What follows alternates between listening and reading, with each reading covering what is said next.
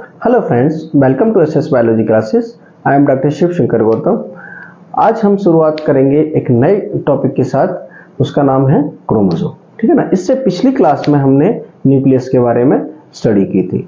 ठीक है, देखो बायोलॉजी जो है एक बड़ा इंटरेस्टिंग सब्जेक्ट है ना। इससे क्या है कि नई नई हमें मिस्ट्री पता चलती है कि ऑर्गेनिजम्स के अंदर कैसे मेटाबॉलिज्म होता है, क्या क्या स्ट्रक्चर्स होते हैं, है ना, कैसे वो लाइफ उनकी चलती है ना। तो ये बड़ा मिस्टीरियस सब्जेक्ट है।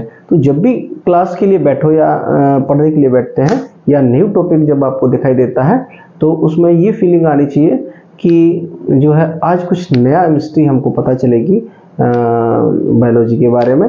तो इस हिसाब से आप जब इंटरेस्ट लेंगे तो अच्छे से समझ में आएगा। ठीक है ना। तो अब आते हैं अपने टॉपिक पर।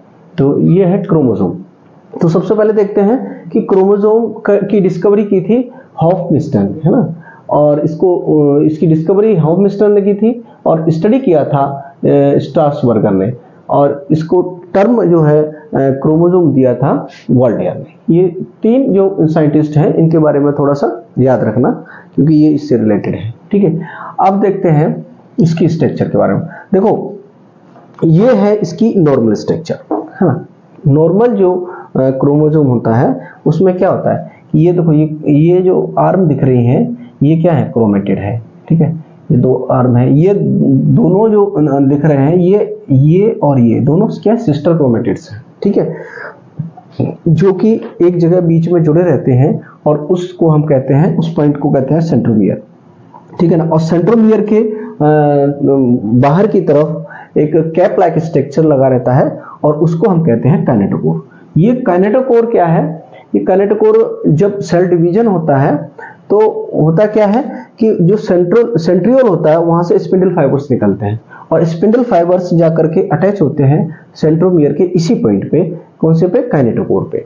और यही ये अटैचमेंट के लिए होता है। ठीक है, और दोनों पोल्स पे ये दोनों पोल्स पे अपनी तरफ ये आधा आधा ये एक हिस्सा ये जो है सिस्टर क्रोमेटिड्स हैं, ये एक हिस्सा इधर वाले पोल पे चला जाएगा और एक हिस्सा इस दूसरे पोल पे चला जाएगा। ठीक है ना।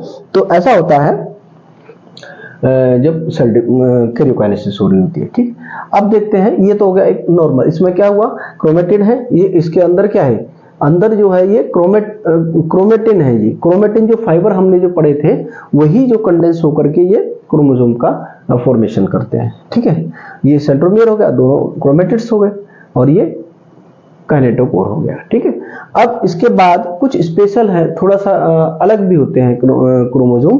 तो ये देखो एक अलग क्रोमोसोम है ये, इसको कहते हैं हम सेट क्रोमोसोम। सेट क्रोमोसोम क्यों कहते हैं, क्योंकि इसमें सैटेलाइट पाया जाता है। अभी बताते हैं। देखो ये इसके अंदर क्या है कि इसमें नई बात क्या है कि इसमें टू कॉन्स्ट्रिक्शंस हैं, एक तो प्राइमरी कॉन्स्ट्रिक्शन और सेकेंडरी कॉन्स्ट्रिक्शन। ठीक है, तो प्राइमरी कॉन्स्ट्रिक्शन जो है इसको हम क्या कहते हैं, सेंट्रोमियर भी बोलते हैं। सेंट्रोमियर है, सेंट्रोमियर के पास ये यहाँ भी बताया था हमने।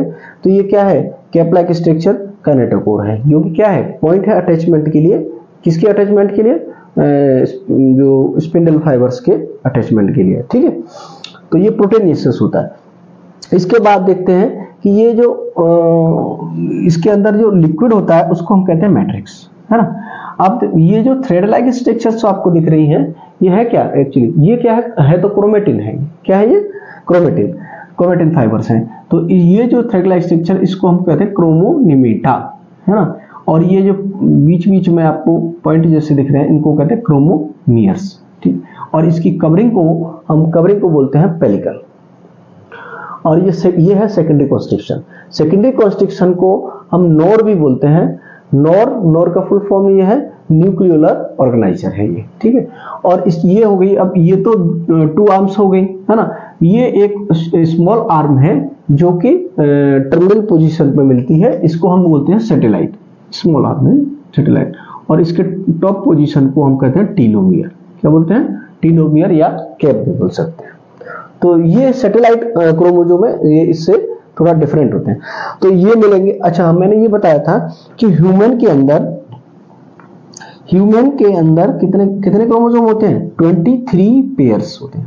कितने होते हैं, 23 पेयर्स। ठीक है, उसमें से या कह सकते हैं हम 46 नंबर देखेंगे तो, क्योंकि पेयर का मतलब क्या होगा, डबल हो जाएगा। और तो इसमें कैसे होते हैं ये 22 तो जो होते हैं वो तो होते हैं ऑटोजोम्स, ठीक है। और 1 पेयर जो होता है वो 1 पेयर होता है सेक्स क्रोमोसोम,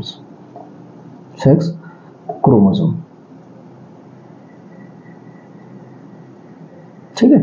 तो ये जो 1 पेयर सेक्स क्रोमोसोम्स हैं, ये ही जो ऑर्गेनिज्म है उसका सेक्स डिसाइड करते हैं, ठीक है ना। अब इनमें से जो 23 पेयर्स हैं, इनमें से ये 5 पेयर्स जो होते हैं वो सेट क्रोमोसोम्स हैं। वो कौन कौन से नंबर के होते हैं, ये 13, 14, 15, 21 और 22, ये याद रखना है ना। 5 पेयर्स जो होते हैं वो सेट क्रोमोसोम्स होते हैं। कौन कौन से नंबर के, 13, 14, 15 और 21 एंड 22, ठीक है। अब इसके बाद देखते हैं कि ये जो सेंट्रोमियर की जो पोजीशन है, अब मैंने इसमें को बीच में बनाया हुआ है, बिल्कुल दोनों आर्म ऊपर की भी बराबर है, नीचे की भी बराबर है। तो इसको कहेंगे हम metaphasic centromere, sorry metaphasic chromosome बोलते हैं इसको, मेटाफेज, क्योंकि ये बीच में है। अब देखते हैं इसके पोजीशन के अकॉर्डिंग ये 4 प्रकार के हैं, 4 टाइप के हैं। देखो पहले में क्या है कि सेंट्रोमियर हमने बिल्कुल ये देखो ये थ्रेड लाइक बना दिया है, हमने केवल पोजीशन दिखाया है सेंट्रोमियर की। तो ये पहले में सेंट्रोमियर क्या है, बिल्कुल मिड पोजीशन पे है। तो मिड पोजीशन पे है इसलिए इसको हम बोलते हैं मेटासेंट्रिक, है ना। और क्योंकि इसकी दोनों आर्म्स जो होती हैं बराबर मिड पोजीशन पर बराबर होंगी तो इसको हम बोलेंगे आइसोब्रैंकियल, क्योंकि ब्रांच बराबर है ना, ब्रैंकियल।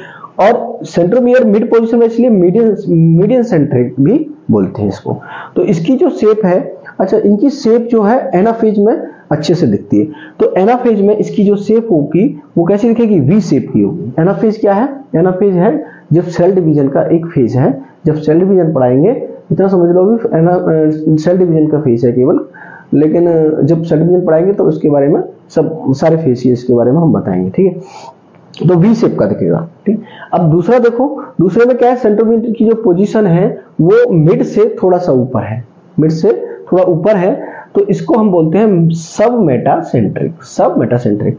या अब इससे क्या होगा कि दोनों आर्म क्या है, कैसी हो जाएंगी, छोटी बड़ी हो जाएंगी, है ना, अनइक्वल हो जाएंगी। अनइक्वल है इसलिए इसको हेट्रोबैंकियल भी बोलते हैं, ठीक है। अब ये क्या है, सब मीडियन का मतलब क्या है कि सेंट्रोमियर की जो पोजीशन है वो मीडियन से थोड़ा ऊपर है, इसके लिए इसका शेप जो बनेगा वो एल शेप का बनेगा, ठीक है।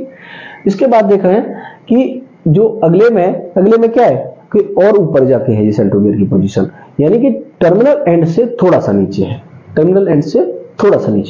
तो इसको बोलेंगे हम एक्रोसेंट्रिक या टर्मिनल एंड से अगर सेंट्रोमियर नीचे है तो इसलिए इसको सब टर्मिनल सेंट्रिक भी बोलते हैं।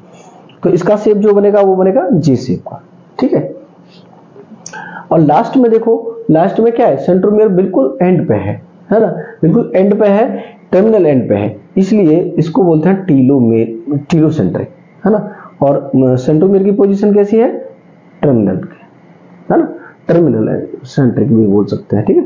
और इसका शेप जो बनेगा वो आई शेप का बनेगा, ठीक है। ये तो हो गया इसके जो है सेंट्रोमियर के पोजीशन के अकॉर्डिंग हम कितने टाइप के हो गए, 4 टाइप के, मेटासेंट्रिक, सब मेटासेंट्रिक, एक्रोसेंट्रिक और टीलोसेंट्रिक, ठीक है ना। स्पेशल टाइप के क्रोमोसोम्स में है, देखो पहला देखते हैं लैम्प्रस क्रोमोसोम।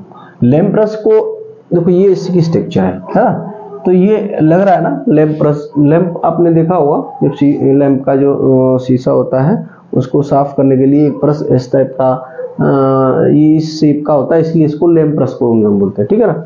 तो इसमें इसके बारे में 2-3 बातें याद रखनी है, बहुत ज्यादा नहीं याद रखना। कि पहला तो ये कि ये डिस्कवर किया था किसने, रुकार्ट ने, है ना। और किसमें किया था, प्राइमरी oocyte ऑफ शार्क के अंदर, प्राइमरी oocyte ऑफ शार्क के अंदर।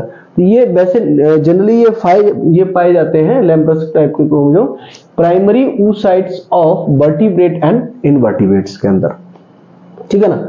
और ये क्या है, it is a diplotene bivalent chromosomes, ठीक है। ये 2-3 बातें हैं जो याद रखनी है। बाकी इसका स्ट्रक्चर देखते हैं कि स्ट्रक्चर में क्या है, ये जो लैम्प्रस जैसा दिख रहा है, तो ये इसकी मेन एक्सिस है ना, दो ये मेन एक्सिस है, और मेन ये दोनों जो है जिस जगह पे ये जुड़ती हैं उसको बोलते हैं हम काइजमेटा, ठीक है ना, काइजमेटा। और ये मेन एक्सिस, इसके ऊपर ये लूप्स दिख रहे हैं, है ना, और ये क्या है, इसके आसपास जो है वो लिक्विड जो होगा उसको मैट्रिक्स बोलते हैं, जो कि बना होता है आरएनए और प्रोटीन इसके अंदर पाया जाता है, ठीक है। अब इसका एक लूप हमने ले लिया और इसको बड़ा करके हमने देखा कि इसमें क्या होता है। तो ये जो हो गई, ये तो क्रोमोसोम की मेन एक्सिस है, ये जो वाली एक्सिस दिख रही है ये हमने बड़ा करके देखा। और ये जो है ये यहाँ पे जो दिख रहे हैं जो सेंट्रोमियर पेयर्स हैं, ठीक है। और ये जो लूप्स दिख रहे हैं, ये स्ट्रक्चर जो है, थ्रेड लाइक जो स्ट्रक्चर दिख रहा है वो डीएनए फिलामेंट है। ये फिलामेंट दिख रहा है, ये डीएनए फिलामेंट है। और ये पूरा जो है ये लूप है, ये जो हेयर्स दिख रहे हैं, ये जो हेयर्स दिख रहे हैं उनको कहते हैं लूप हेयर्स। और लूप हेयर्स क्या है, ये नेसेंट आरएनए मॉलिक्यूल्स है। ये क्या है, नेसेंट आरएनए मॉलिक्यूल्स है। और बस इतना सा इसका स्ट्रक्चर। इसके बाद अगला नेक्स्ट देखते हैं, लैम्प्रस के बाद एक स्पेशल क्रोमोसोम हम देखते हैं, यह है पॉलीटीन क्रोमोसोम, ठीक है ना। तो पॉलीटीन क्रोमोसोम, इसकी डिस्कवरी जो की थी वो की थी ईजी बाल्बियानी ने, है ना, इसको डिप्टेरा में, ठीक है ना। डिप्टेरा में कौन कौन आते हैं, जैसे ड्रोसोफिला और कैरोनोमस, ये इसके एग्जाम्पल हैं, ठीक है। तो इसमें यही 2-3 बातें याद रखने वाली हैं कि ये पॉलीटीन क्रोमोसोम है वो डिस्कवर किसने किया था, ईजी बाल्बियानी ने, ठीक है ना।